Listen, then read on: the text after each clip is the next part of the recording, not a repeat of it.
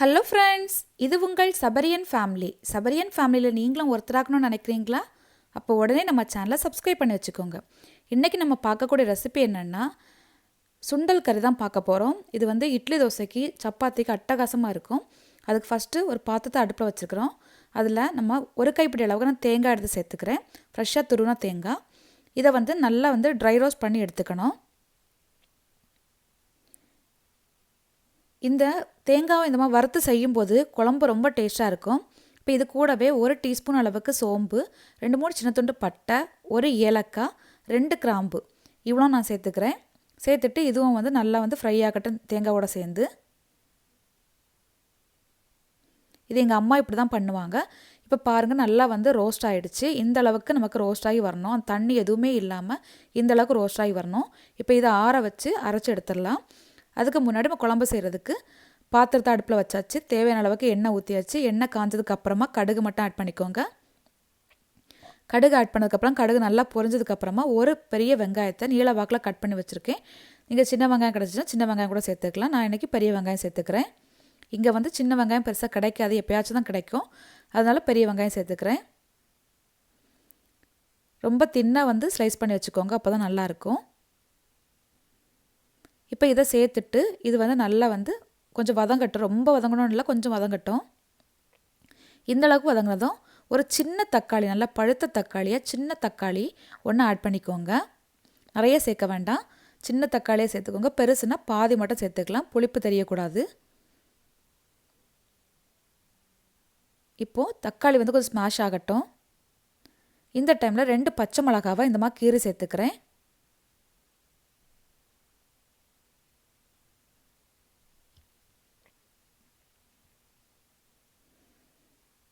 இப்போ பாருங்கள், நமக்கு தக்காளியும் ஓரளவுக்கு கொஞ்சம் வேக ஆரம்பிச்சிருச்சு. இந்த நேரத்தில் நம்ம 1 டீஸ்பூன் அளவுக்கு இஞ்சி பூண்டு பேஸ்ட் ஆட் பண்ணிக்கலாம்.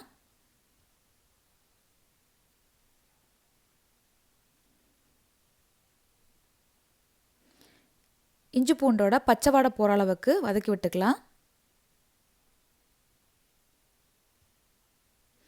இந்த டைமில் மசாலாவை ஆட் பண்ணிக்கிறோம். 1 டீஸ்பூன் அளவுக்கு தனி மிளகாத்தூள், 1 டீஸ்பூன் அளவுக்கு மல்லித்தூள், ரெண்டுமே சேம் குவான்டிட்டி எடுத்துக்கோங்க. 1/4 டீஸ்பூன் அளவுக்கு மஞ்சள் தூள். மஞ்சள் தூள் கம்மியாக சேர்த்துக்கோங்க. இது ரொம்ப எல்லோ கலரெலாம் தெரியணும் கிடையாது.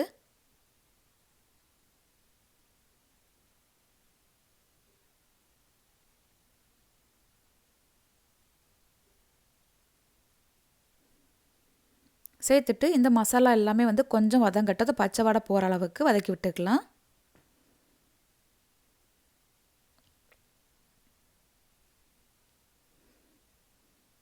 இப்போது நம்ம சுண்டல் ஓவர் நைட்டில் ஊற வச்சு வேக வச்சுருக்கேன். நான் இப்போது அந்த சுண்டலை தண்ணியோடு சேர்த்துக்கிறேன். தண்ணியை எப்போவுமே சுண்டலில் வேஸ்ட் பண்ணாதீங்க இந்த மாதிரி குழம்பு செய்யும்போது. ஏன்னா அந்த சத்துக்கள் எல்லாமே அது குழம்புல தான் இருக்கும். அது மாதிரி நம்ம குழம்புக்கு இது வரைக்கும் உப்பும் சேர்க்கலை. ஏன்னா அந்த தண்ணியில் நமக்கு உப்பு இருக்கும். அதனால் நம்ம இதை சேர்த்ததுக்கு அப்புறமா பார்த்துட்டு உப்பு சேர்த்துக்கலாம். கருப்பு சுண்டல் தான் செஞ்சுருக்கேன். கருப்பு சுண்டல் தான் உடம்புக்கு ரொம்ப நல்லது. இப்போ இது நல்லா கொதிக்கட்டும். இப்போ பாருங்கள், நல்லா கொதிக்குது. நம்ம இந்த குழம்பு சப்பாத்தி, தோசை, இட்லி, இடியாப்பத்துக்கு அட்டகாசமாக இருக்கும். ஆப்பத்துக்கு எல்லாமே ரொம்ப நல்லாயிருக்கும். இப்போ நம்ம வறுத்து வச்சிருந்தல தேங்காய், அதை வேறு எதுவுமே நான் சேர்க்கலை. ஜஸ்ட் அதை மட்டும் எழுபோல் கொஞ்சமாக தண்ணி மட்டும் சேர்த்துட்டு நல்லா அரைச்சி எடுத்துருக்கேன். பேஸ்ட்டாக அரைச்சி எடுத்துருக்கேன்.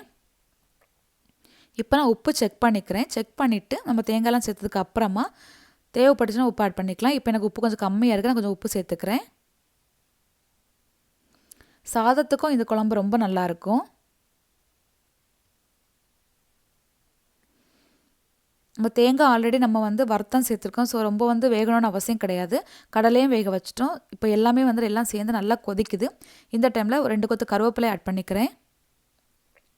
நீங்கள் வேணும்னா மல்லி இலை கூட ஆட் பண்ணிக்கலாம்.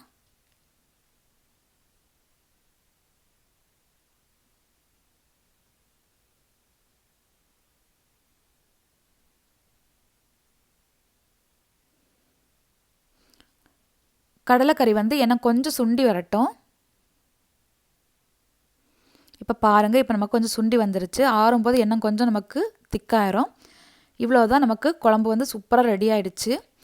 ரொம்ப டேஸ்ட்டாக இருக்கும். பிடிச்சிருந்தா லைக் பண்ணுங்கள், ஷேர் பண்ணுங்கள், கமெண்ட் பண்ணுங்கள். மறக்காமல் நம்ம சேனலை சப்ஸ்கிரைப் பண்ணி வச்சுக்கோங்க. தேங்க்யூ.